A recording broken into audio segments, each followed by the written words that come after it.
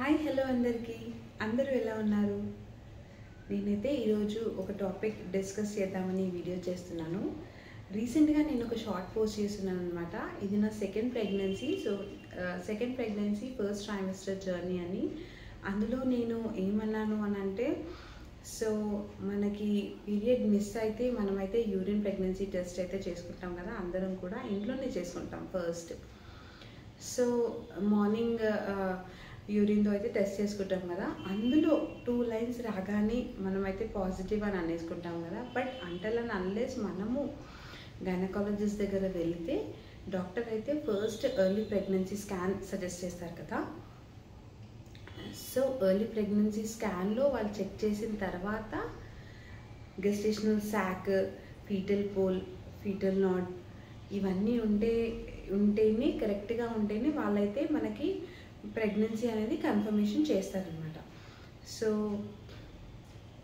నా personal experience ఏంటి అని చెప్తున్నాను అనమాట. నేను ఏంటి అని అంటే, మనమైతే గెస్టేషనల్ సాక్ ఎర్లీ ప్రెగ్నెన్సీలో కనపడకపోతే ఎన్ని డేస్ వెయిట్ చేయొచ్చు.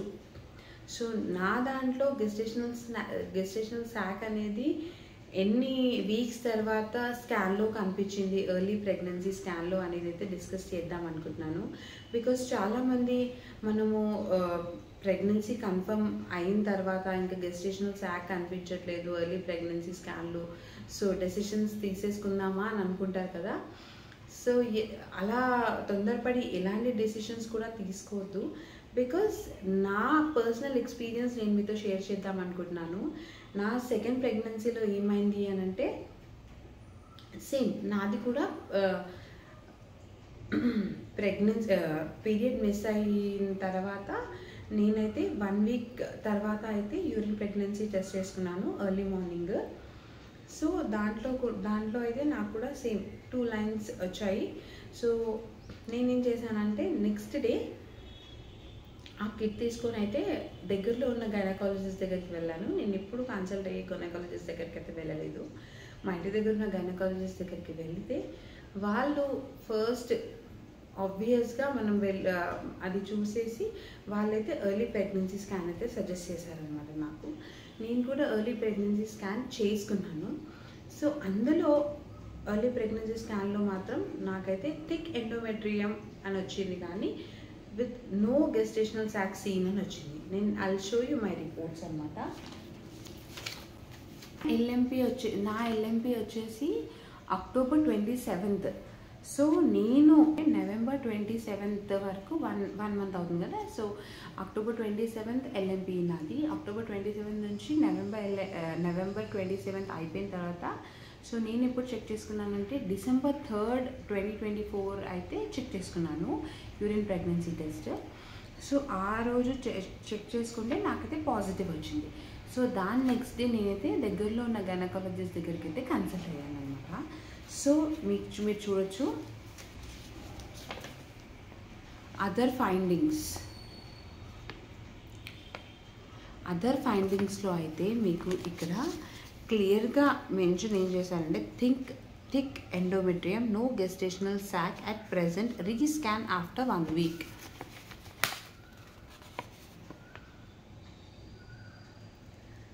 నేను మీకు ఒకసారి నాకు ఇది కూడా నేను మీకు నెక్స్ట్ నా రిపోర్ట్ అయితే నేను మీకు షో చేస్తాను అనమాట క్లియర్గా.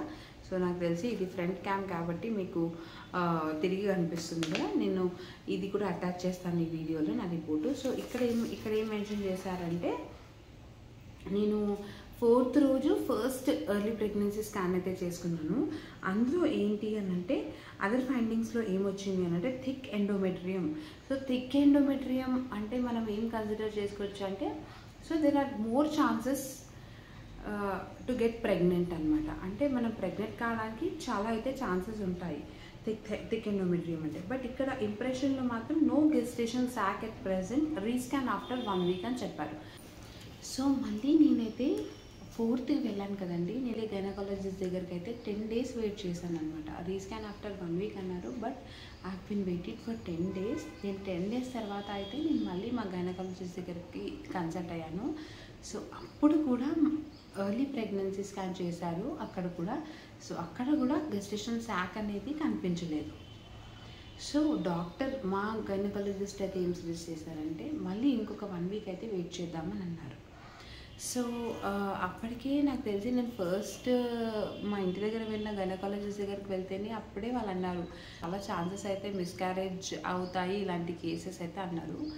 బట్ నేను అవన్నీ ఏం పట్టించుకోలేదు. బట్ లెట్స్ వెయిట్ అని అయితే అనుకున్నాను. ఎందుకంటే వాళ్ళైతే అన్నారు ఇంకా కనిపించట్లేదు కదా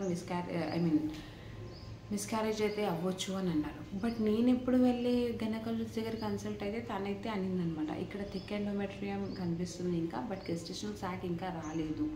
అయితే నేను అడిగాను అనమాట డాక్టర్కి ఇలా ఎందుకు అవుతుంది అని అంటే రీజన్స్ ఏముండొచ్చు అని అంటే ఒకటే అన్నాను అనమాట డాక్టర్. సో బాబు ఇంకా నేను ఫీడ్ చేస్తుండే అనమాట.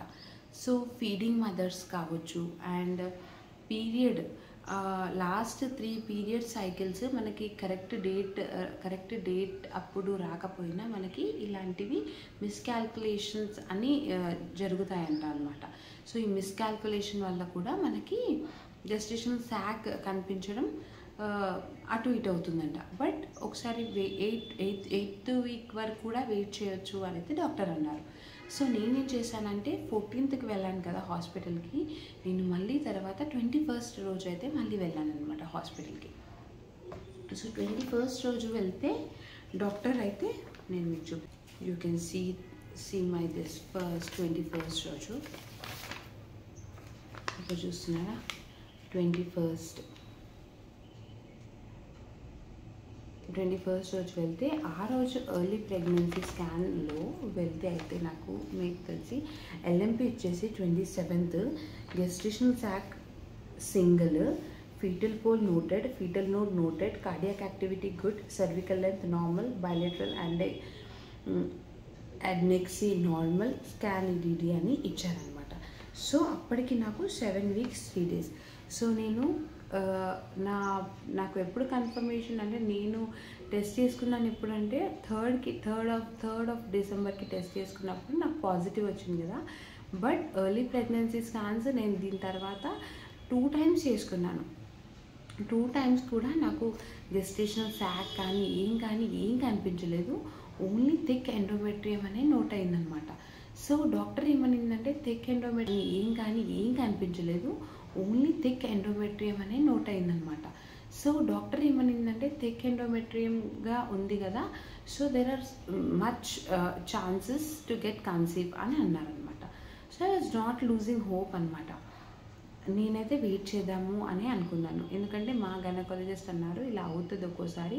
21st రోజు నేను ఎర్లీ ప్రెగ్నెన్సీ స్కాన్ చేస్తే మటుకు నాకు gestational sac, fetal pole, fetal node, cardiac activity ఇవన్నీ కూడా నార్మల్గా ఉన్నాయి. సో బేబీ కూడా మంచిగా ఉంది అని అయితే అన్నారనమాట. సో ఇక్కడైతే చూడొచ్చు మీరు.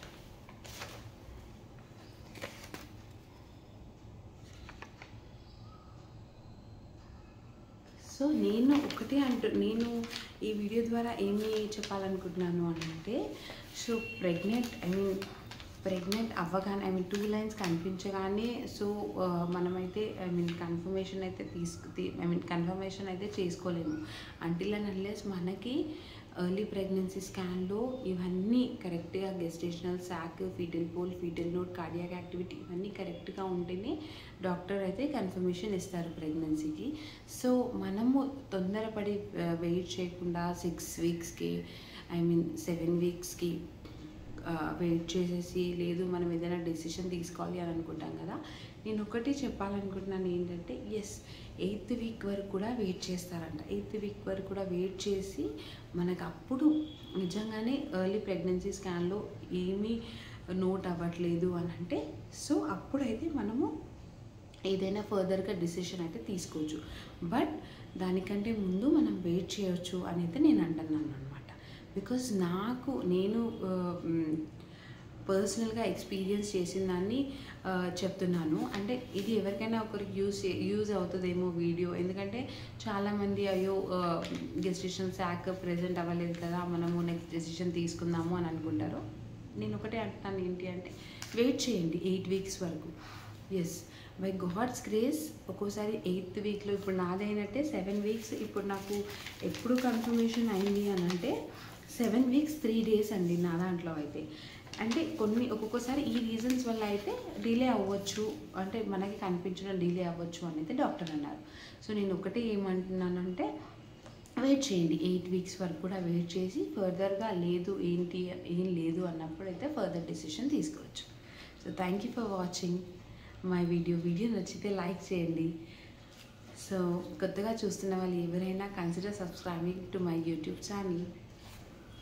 సో నా ఎర్లీ ప్రెగ్నెన్సీ స్కాన్ రిపోర్ట్స్ కూడా నేను అటాచ్ చేశాను ఇందులో, ఒకసారి అయితే అవి కూడా చూసేయండి.